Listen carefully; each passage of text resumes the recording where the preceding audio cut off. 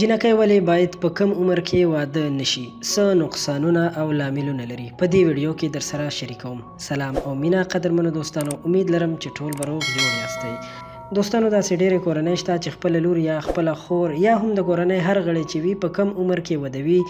دا رواجونه ځینې دلیلونه لري، لکه د دشمنۍ لپاره، یا هم چې د هغه په نامه ده ښه ده چې زر واده شي د دې لپاره، یا هم د خراب فکر له امله خپله لور زر ودوي تر څو یې ځان ترې خلاص کړي، نه یې مکتب ته پرېږدي او نه درس، حتی هیڅ څه ته یې هم نه پرېږدي، او تر دې پورې چې د ماشومتوب دوره یې لا په سمه توګه تېره کړې نه وي چې واده یې کړي.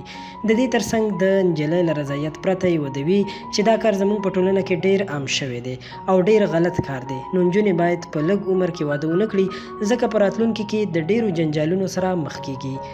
ځکه چې که د نجلۍ عمر کم وي، نو د عاطفې له نظره پوره پرمختګ یې نه وي کړی، نو واده ته تیاره نه وي.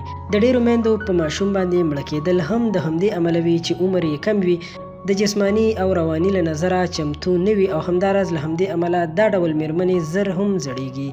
خپل خاوند او خپله کورنۍ هم په سمه توګه نشي درک کولی، د کورنۍ یا ګډ ژوند کارونه او مهارتونه نشي درک کولی او نشي معلومولی، او نه په سمه توګه کولی شي. بله مهمه ده چې د کوروالي اړیکه هم په سم ډول نشي ترسره کولی.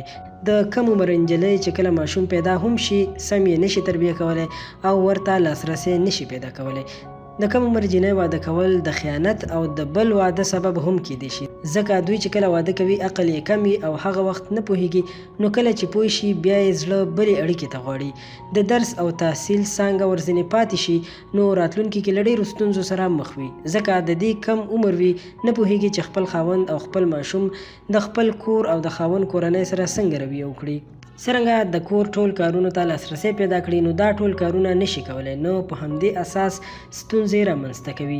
ځکه درته وایو چې په ډېره کم عمرۍ کې د جنۍ د واده کولو باید مخه ونیول شي. دوستانو، که دا معلومات مو خوښ شوي وي، مهرباني وکړئ ویډیو در سره خامخا لایک کړئ، او له نورو ښایسته او معلوماتي په زړه پورې ویډیوګانو لپاره در سره زموږ چینل پښتو پوسټ خامخا سبسکرایب کړئ، چې تاسو ته همدغسې معلوماتي ویډیوګانې جوړې کړو. ډېره مننه.